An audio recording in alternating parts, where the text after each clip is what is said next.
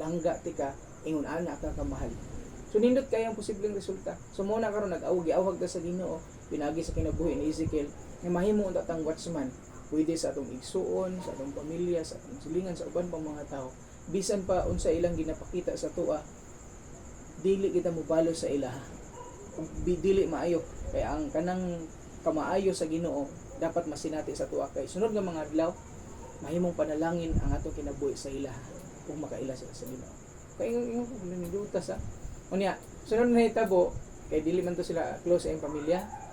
Ang pamilya atong silbi ang katong anak nga nakauyab og anak pud sa pastor. Ang iha dayang amahan atong batan-on nga lalaki usa pud ay ka magtotoo. Gipray na pud nila tong usa kay katong barkada sa iyang anak ani bagong tambong sa church na hitabo mga kaigsuonan nga nagka-close pud sila. So ang sekreto di ay kinahanglan ta maging mapailubon kay hangtod sa katapusan sa atong kinabuhi. Di jud ko mutuo adu walay imposibleng buhaton sa Ginoo sa matag usa ka nato. So muna nga bago ta madto sa katapusan, indot kayo ang pahimangno sa to sa Ginoo. Atong hinunaon karon kinsa man ning mga tawo nga nakakinahanglan sa akong mga pag-ampo. Na ba? Sa akong ako personal pati daghan sa kuwain ko. Lord daghan kaayo. So hinaot ato nang mahinumduman. Palangga na to na sila. Palangga na to na sila o kinahanglan kanila. So sunod ng mga adlaw, pailob lang kita. Pakita lang nato kung unsa ang pinakamaayo nga gibuhat nila sa atong kinabuhi. Matingala ka nga sila na nay mo approach, sila na nay magpamuhat para sa Ginoo. Puyong na to mga kaigsuonan. Siguro sa adto ta sa katapusang kita nga dili na to kalimtan ingon nga mga sumusunod sa Ginoo nga mulahutay gyud. Ito'y kaduha sa ganito, muhatag og signal, sounding signal. Katulo is kinahanglan nato og perseverance.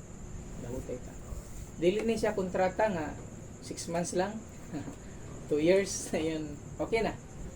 Lifelong commitment nato ni sa Ginoo. Munang hangtod sa katapusan sa atong kinabuhi. Unta makalahutay ta. Kaya kung dili ta makalahutay, kadtong mga tao nga naa sa city, kung masudlan to siya hulagway sa kinabuhing dili maayo, ang posibleng mahitabo, mapanto sila luoy kayo ang posibleng mahitabo ato nila. Pero karon nga nakita nga naa dinhi, nagtuo ko uban sa tabang sa Ginoo nga kung ang Ginoo nagpamuhat sa kinabuhi ni Ezekiel, aduna usay buhaton ang Ginoo sa matag-usan nato ka panimalay sa atong matag-usa ka pamilya. Kay daghan kayo, daghan kay mga challenge. Bisan sa kuha na ay mga butang labi na sa personal sa among pamilya, sa akong igsuon, ay gamay nga hulagway nga challenge gihapon pero kinahanglan ang bantayanan. Kay lahi man ang life nga posibleng masinati nato labi na dito sa mua nga ginapuy-an sa kaniadto. So mao ang akong pag-ampo sa atong panagtigom karon nga unta dili man ni daghan kaayong formula ang atong pagpangalagad. Ang pinaka-importante lang atay commitment sa Ginoo nga mulahutay kita kaliwala sa mga pagsulay nga kabot sa atong kinabuhi. And then atong hinumduman nga kung usa ta ka watchman, kinahanglan mo sakripisyo kita. Kabantay mo, i-relate na ko ni sa mama o papa. Ambot lang kung mo-agree mo, di ba dunay mga higayon kapoy kaayo? Lamit nang ta kayo, lamit bitaw kay kanang wala kay ba kanang totally isirado na yung dunggan ba nga wa kay madungog gid. Wala ka nang tawhay ra imong sitwasyon. Pero kabalo mo nganong kinahanglan mo lihok ang mama ug papa tungod kay gusto mong musakripisyo para sa pamilya. Siguro bisan pa og di ko mangutana dili na mali. Dili ko mahimong mali diha dapita. Kay kabalo ko muna abilidad sa mama ug papa.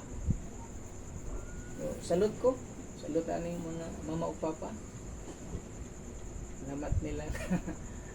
Salamat nilang kuya, ate, sa mga kaigsuonan nato na dinhi karon. Natong tanan salamat sa Ginoo kay mo na pinakanindot. Unya gusto ta na akong ipahibalo kung daghan pa kong mga batan nga kuy nato. Kay watchman man si mama ug si papa usa na nga watchman diha sa kanila. Tanawa god kung himahiman mo. Tanawa ko nay wala nakaabot sa city. Wala nakauli sa oras nga ting-uli. Di ba say buhaton sa watchman? Asa naman turon? Wa pa man turon. Uli asa naman ka kung bata. Di ba pangitaon? Sa ingon na ang ato mo sakripisyo ta. bisan gani laban medyo laban ni mulo kapoy imong lawas pero mangita jud ka pamaagi para sa pamilya. Ingon ana kanindot ang kinabuhi nato. So hinaot sa atong gitun-an karon wala nakapasubo sa tuwa kundi nakapahinumdum nato nga mahal ta sa Ginoo o kining pagmahal ni Lord nato kinahanglan atong ipaambit nato sa uban. Wala tay laing mahimo kung wala ang tabang sa Ginoo. Mahimo unta tang malaho tayong Kristohanon kaliwala sa bisan unsang panahon, kaliwala sa bisan unsang pagsubay.